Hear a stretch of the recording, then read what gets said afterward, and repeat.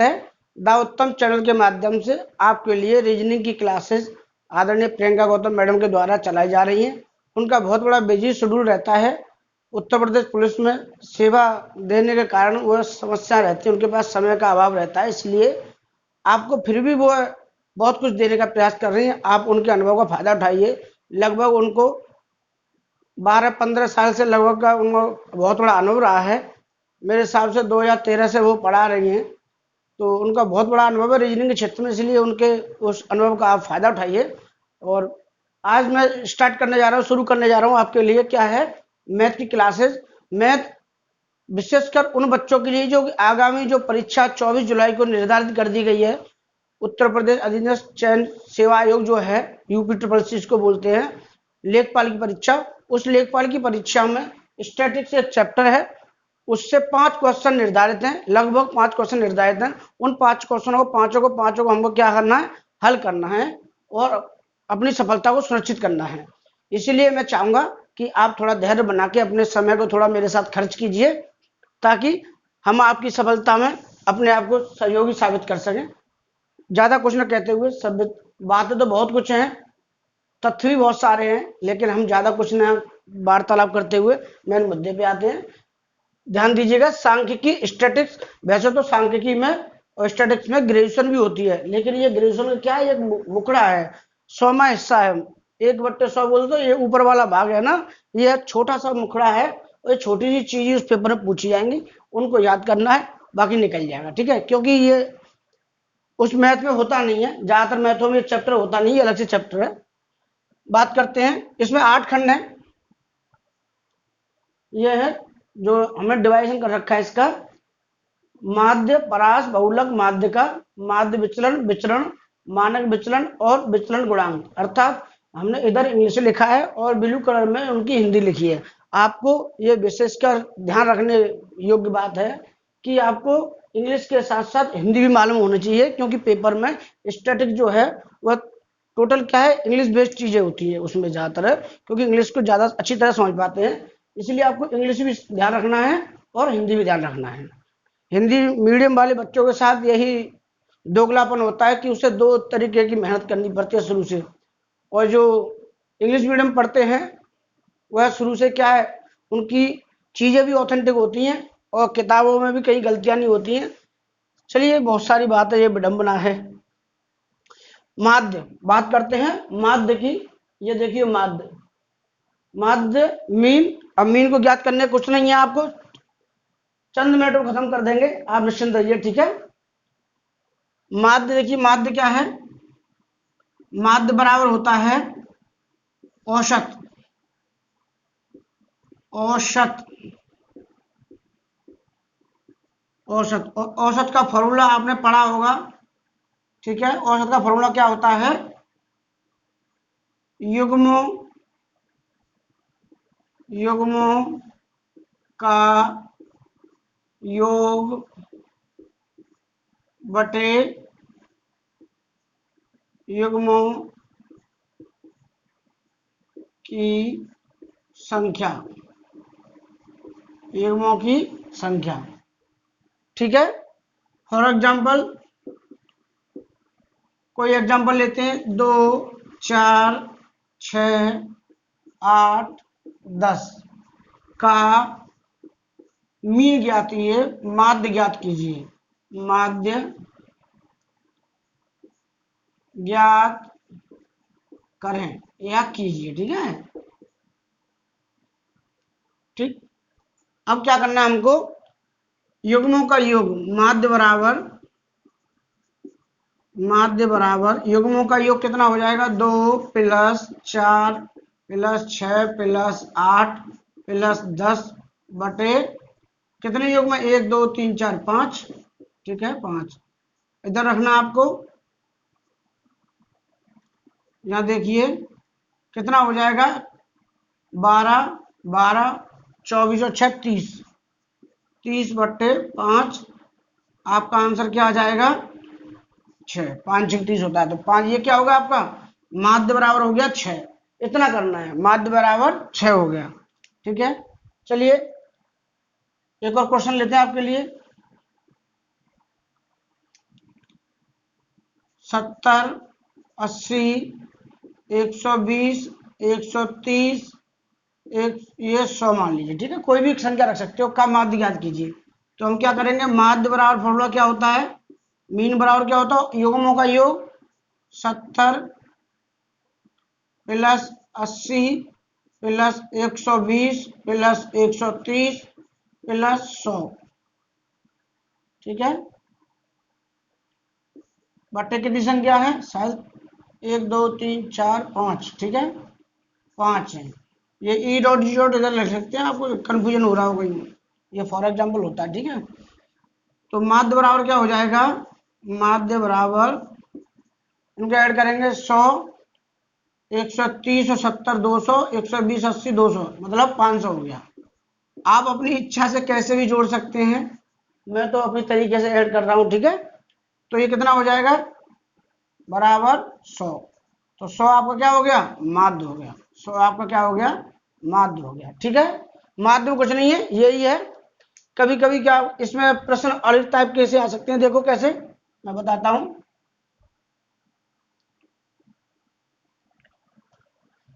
आएगा यहां से क्वेश्चन नंबर मान लीजिए 1, लिखेगा 5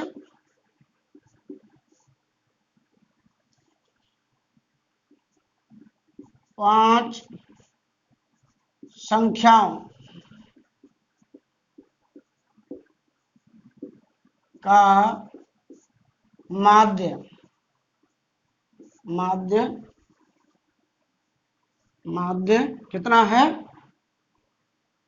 100 है, ठीक है। और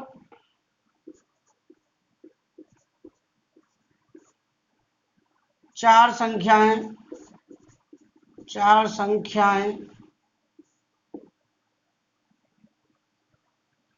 70, 80, 130, 100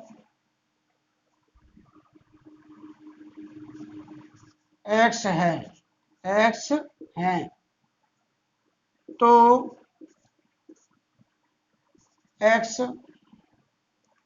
एक्स का मान क्या होगा, ठीक है, क्या होगा। ऐसे होता है, कुछ भी तरीके से आ सकता है, मैं तो लिख दिया है ऐसे करके। तो हमको करना क्या है, पहले लिखना है माध्य का फॉर्मूला, माध्य बराबर युग्मों का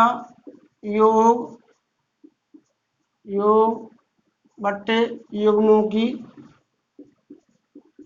की संख्या, ठीक है। युग्मों की संख्या, युग्मों का योग कितना होगा, 70 plus 80 plus 130 plus 100 plus x. माध्य कितना दे रखा है हमको यहाँ पे, 100, संख्या कितनी है, 5, ठीक है। तो यहाँ क्रॉस मल्टीप्लाई हो जाएगा, इसके नीचे 1 मानो।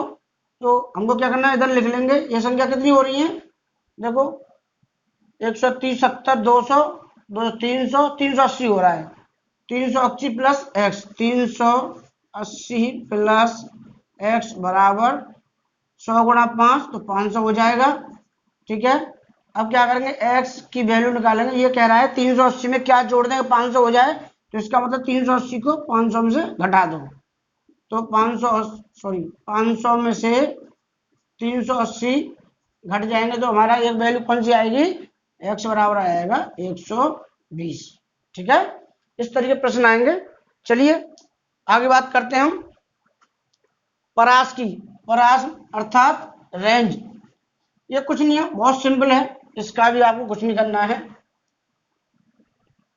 बहुत जल्दी जल्दी करा देंगे। परास, ये हो गया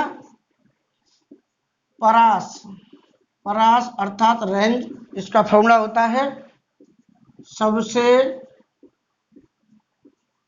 बड़ी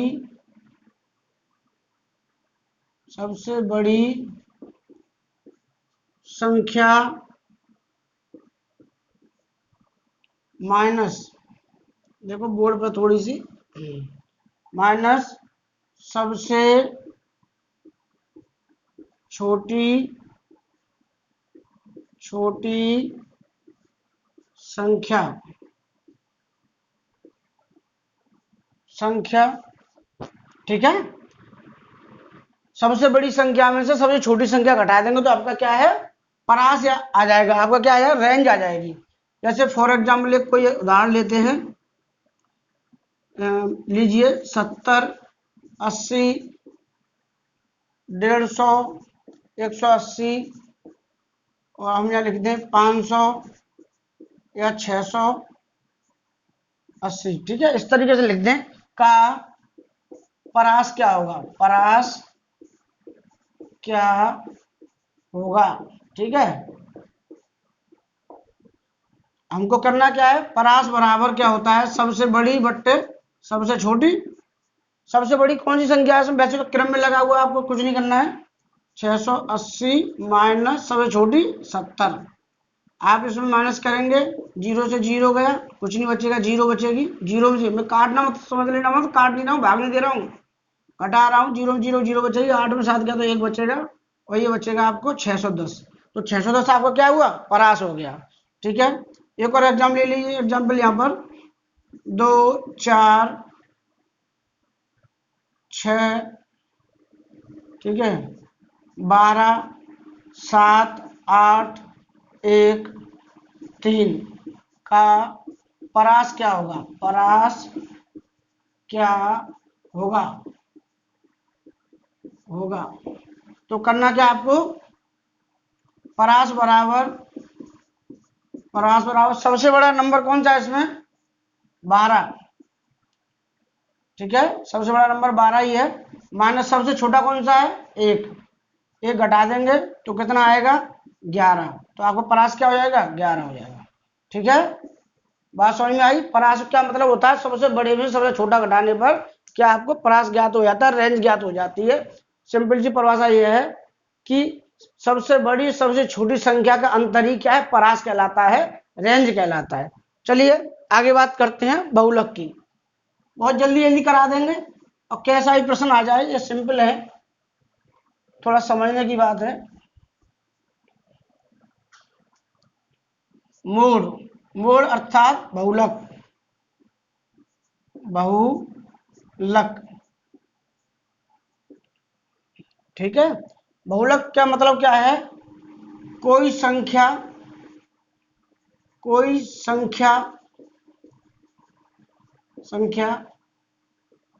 ज्यादा बार दोहराई जाए। ठीक है, सारणी में कोई संख्या ज्यादा बार दोहराई जाए क्या कहलाती है, बहुलक कहलाती है। जैसे एक एग्जाम्पल लिखते हैं, 2, 4, 6, 2, 3, 2, 5,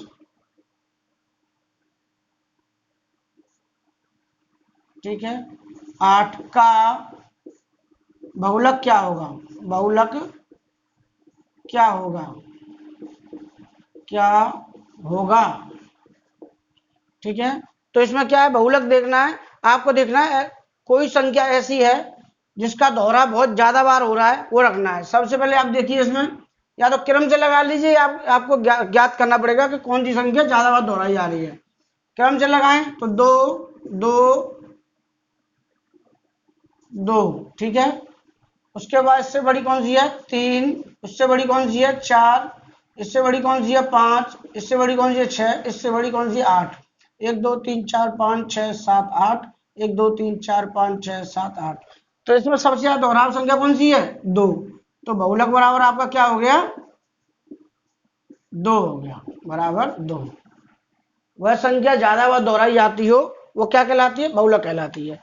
यही आपको एक रूल लिखना है, ठीक है, इसको मिटा रहा हूं मैं, आपको 2 रूल लिखने होंगे। रूल नंबर 1, ये शर्त है, कुछ ही मान लीजिए, एक सारणी में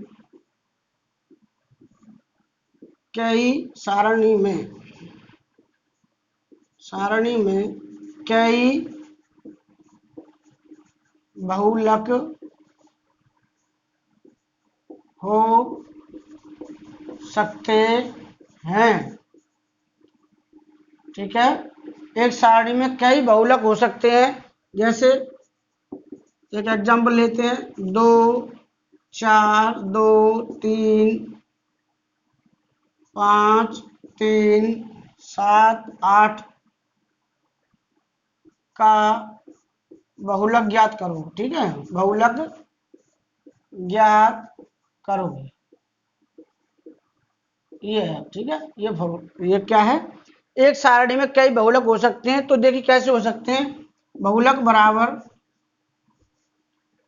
बहुलक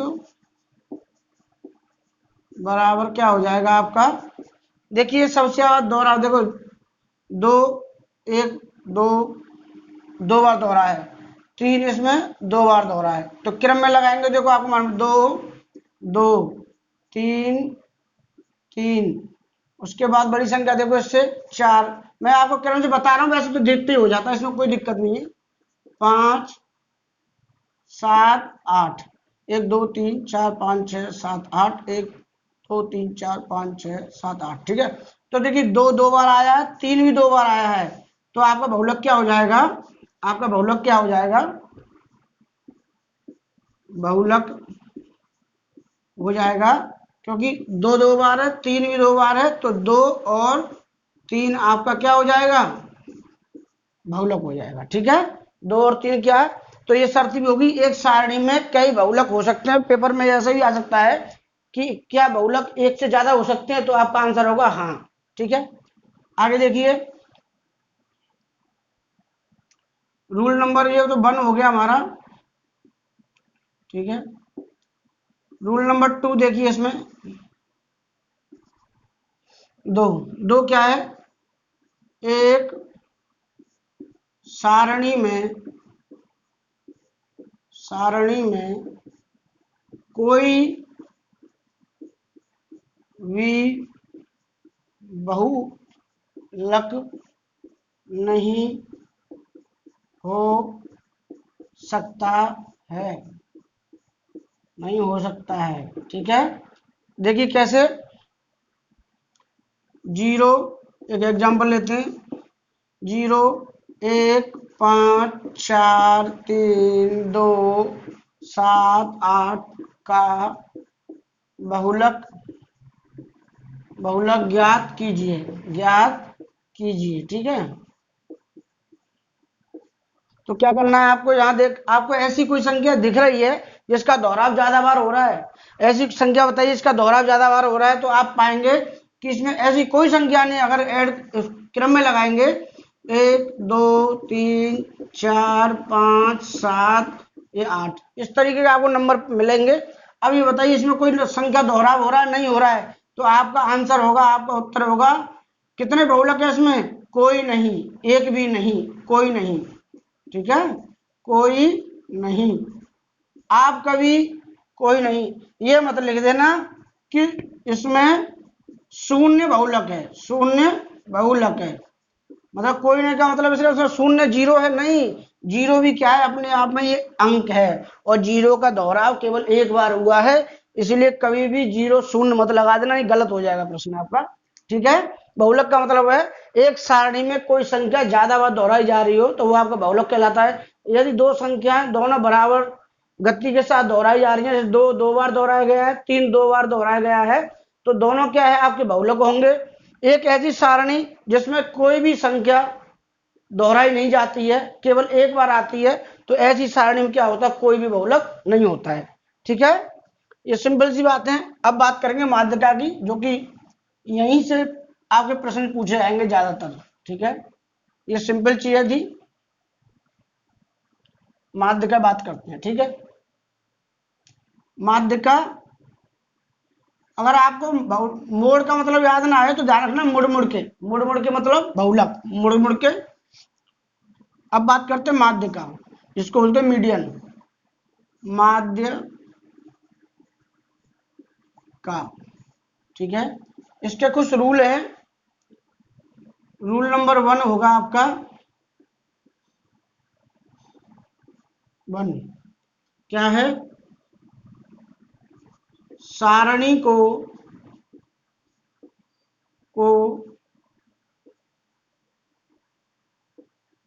बढ़ते क्रम में लगाना। कोई सारणी आपको दी गई होगी, युग्म दिए गए होंगे, उसमें दे रखा हो 2 3 6 4 ऐसे नंबर दिए होंगे, उनको क्या है आपको क्रम से लगाना होगा, बढ़ते हुए क्रम में, असेंडिंग ऑर्डर में। ठीक है, बात समझ में आ रही है। रूल नंबर 2 होगा आपका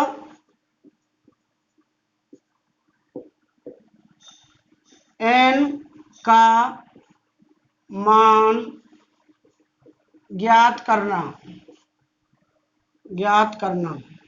ठीक है, अर्थात हम इसको बोल सकते हैं युग्मों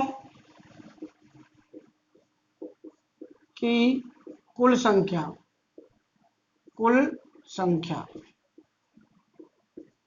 कुल संख्या। ठीक है, अब देखिए यहाँ पर केस बनेंगे दो, केस दो। यदि n बराबर विषम हो, विषम हो तो क्या करेंगे, n प्लस 1/2 वा पद बताएंगे। अभी ये सारी चीज आपको रट लीजिए बस। ठीक है, ये आपका फॉर्मूला हो जाएगा और कुछ नहीं है। और यहाँ पर n बराबर सम हो, सम हो, सम हो तो क्या करेंगे, n/2 प्लस नेक्स्ट, नेक्स्ट जो पद होगा, ठीक है, वहाँ पद, और ये हो जाएगा वहाँ पद। बात समझ में आई। अब देखिए कैसे होगा, इनको मिला के फिर इसके नीचे ये दो का डिवाइडेशन हो जाता है। ठीक, ये फॉर्मूला है। एग्जाम्पल रख रहा हूँ आपके सामने। फॉर एग्जाम्पल जैसे 2 3 4 5 6 का माध्य का क्या होगा, की माध्य का क्या होगी, की माध्य का क्या होगी, क्या होगी। ठीक है, तो अब क्या करना है, पहले हमको क्या है, n बराबर युग्मों की कुल संख्या। ठीक है, सबसे पहले तो एक क्रम में लगे हुए हैं, सारणी को बढ़ते हुए क्रम में लगाना, तो ये तो पहले से क्रम में लगे हुए हैं, 2 3 4 5 6। ये छोटा नंबर दिया, उसका बड़े नंबर भी आते हैं, बहुत बड़े बड़े नंबर भी आते हैं। तो अब आपको मालूम पड़ेगा कि n की वैल्यू कितनी है, n की वैल्यू है इसमें विषम, कितनी है 5, और 5 कैसा नंबर है, विषम है, विषम है। तो n बराबर क्या आ गई आपकी, विषम हो गया, n बराबर विषम हो गया। तो फिर फॉर्मूला कौन सा लगेगा, यहाँ लगाएंगे हम n प्लस 1/2, यही है ना, वा पद बराबर रखेंगे यहीं पे, तो 5 प्लस 1/2 वहाँ पद। ठीक है, बराबर कितना होगा, 5 और 6/2 बराबर 3। तो 3 जो ये नंबर निकल के आया ना, इसमें जो तीसरा नंबर होगा आपका, काउंट करेंगे, वो आपको क्या होगा, माध्य का कहलाएगा। 1 2 3, तो 4 आपका क्या कहलाएगा, माध्य का कहलाएगा। 4 आपका क्या कहलाएगा, माध्य का कहलाएगा। हमने बताया सारणी को बढ़ते क्रम में लगाना है, n का मान ज्ञात करना है। n का मतलब होता है युग्मों की कुल संख्या। तो युग्म कितने, 1 2 3 4 5। अब क्या करना है, 5 एक क्या है, n की वैल्यू विषम है। जब विषम वैल्यू आए तो क्या करना है, n प्लस 1/2। ठीक है, तो n का मतलब कितना है, 5 आ गए विषम, और 1 हम लगाते ही हैं। तो 5 और 1 6/2, और इसका भाग देंगे 6 में, तो 3 आएगा। 3वां पद निकालना है आपको। 3वां पद कौन सा है, 3वां पद, पद कौन सा है आप देखेंगे तो तीसरा पद इस सारणी में कौन सा है, ये है तीसरा। ठीक है, तो आपकी माध्य का क्या आएगी, 4 आएगी। बात समझ में आई, और बताते हैं।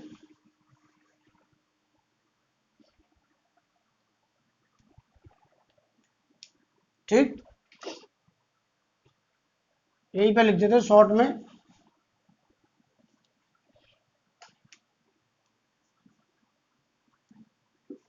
विषम बराबर फॉर्मूला है n+1/2 वहाँ पद।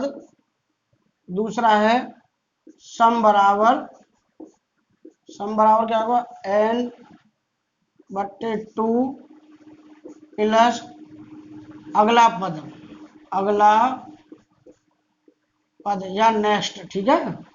और इसके नीचे फिर 2 का, ये पूरा होता है आपका ये भी पद है अपना, अगला पद वहाँ पद, और ये भी क्या है, ये भी पद है,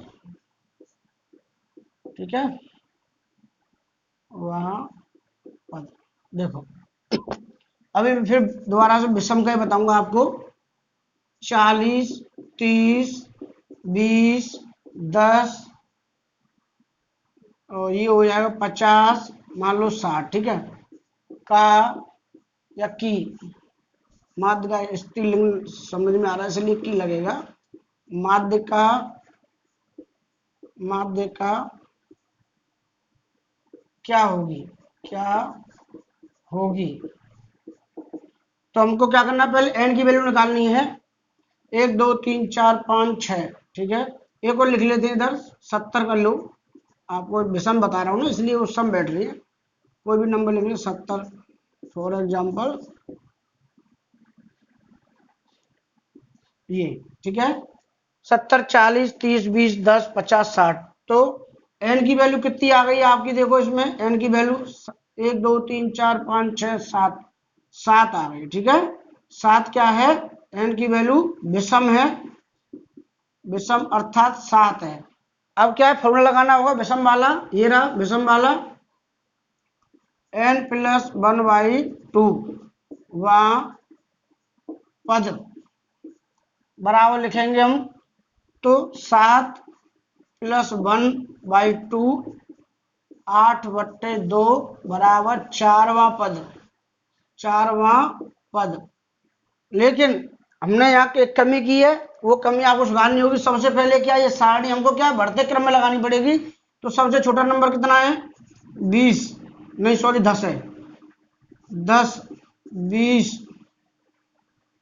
30, 40, 50,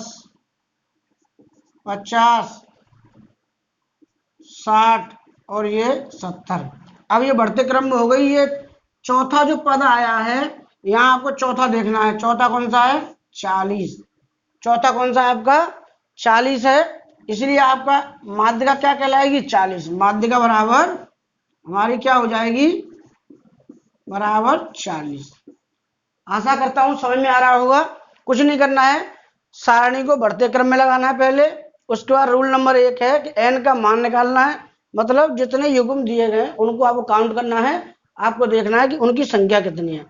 विषम आती है तो n+2 वह पद होता है, और सम आती है तो n/2 प्लस अगला पद बटे 2। अब हम सम वाला कराएंगे, ठीक है। ये समझ में आ गया होगा, देख लीजिए। ये माध्यिका बहुत लंबी चलेगी, इसी में ही क्या है, बहुत अच्छे सवाल बनेंगे। फॉर एग्जाम्पल देखिए, यहाँ पर हम क्या करेंगे, और कोई नंबर लेते हैं। 6, 8, 10, 12, 14, 16 की माध्यिका ज्ञात कीजिए। माध्यिका ज्ञात कीजिए, ठीक है।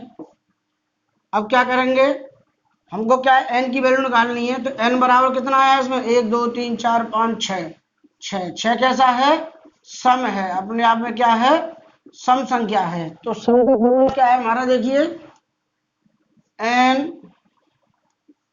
n/2 प्लस अगला पद, ठीक है, अगला